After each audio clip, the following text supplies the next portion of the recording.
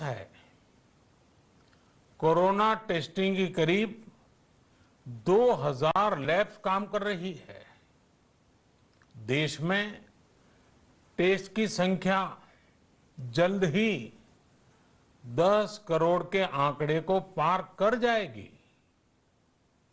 Covid महामारी के खिलाफ लड़ाई में टेस्ट की बढ़ती संख्या हमारी एक बड़ी ताकत रही है।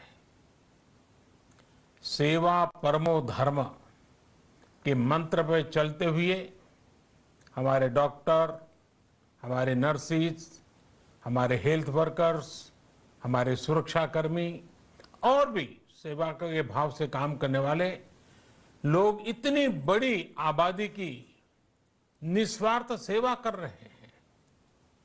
इन सभी प्रयासों के बीच ये समय लापरवाह होने का नहीं है।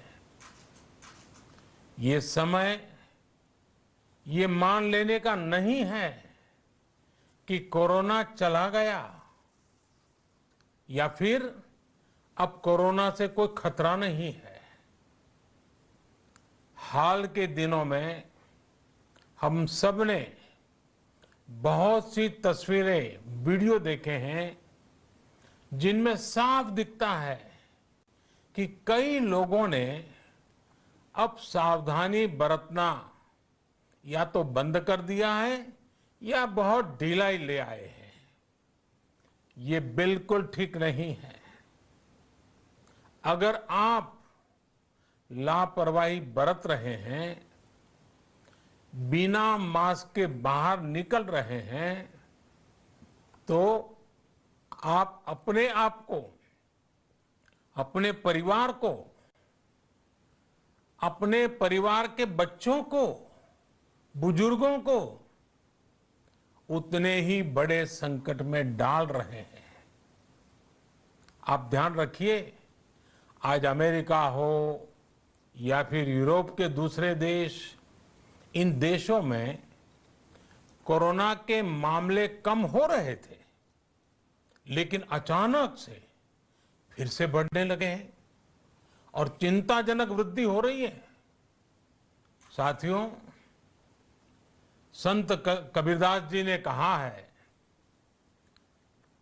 पक्की खेती देख के,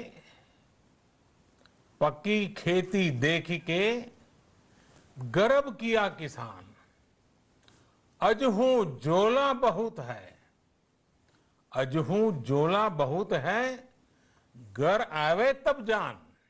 अर्थात कई बार हम पक्की हुई फसल देखकर ही अति आत्मविश्वास से भर जाते हैं कि अब तो काम हो गया, लेकिन जब तक फसल घर न आ जाए तब तक काम पूरा नहीं मानना चाहिए। यही कबीरदास जी कह के गए हैं। यानी जब तक सफलता पूरी न मिल जाए, लापरवाही नहीं करनी चाहिए। साथियों, जब तक इस महामारी की वैक्सीन नहीं आ जाती, हमें कोरोना से अपनी लड़ाई को रत्ती भर भी कमजोर नहीं पड़ने देना है। बरसों बाद हम ऐसा होता देख रहे हैं कि मानवता को बचाने के लिए युद्ध स्तर पर पूरी दुनिया में काम हो रहा है। अनेक देश इसके लिए काम कर रहे हैं। हमारे देश के वैज्ञानिक भी वैक्सीन के लिए जी जान से जुटे हैं। भारत में अभी कोरोना की कई वैक्सीन पर काम चल रहा है। इनमें कुछ एडवांस स्टेज पर है, आशास्पद स्थिति दिखती है। साथियों, कोरोना की वैक्सीन जब भी आएगी, वो जल्द से जल्द प्रत्येक भारतीय तक कैसे पहुंचे, इसके लिए भी सरकार की तैयारी जारी है। एक एक नागरिक तक वैक्सीन पहुंचे, इसके लिए तेजी से काम हो रहा है। साथियों, रामचरितमानस में बहुत ही शिक्षाप्रद बातें हैं, सीखने जैसी बातें हैं, लेकिन साथ साथ अनेक प्रकार की चेतावनियां भी हैं। जैसे रामचरितमानस में बहुत बड़ी बात कही गई है, रिपु रुज पावक पाप। रिपु रुज पावक पाप प्रभु अहि गनीय न छोट करी। अर्थात आग, शत्रु, पाप यानी कि गलती और बीमारी, इन्हें कभी छोटा नहीं समझना चाहिए। जब तक इनका पूरा इलाज न हो जाए, इन्हें हल्के में नहीं लेना चाहिए। इसलिए याद रखिए, जब तक दवाई नहीं तब तक ढिलाई नहीं।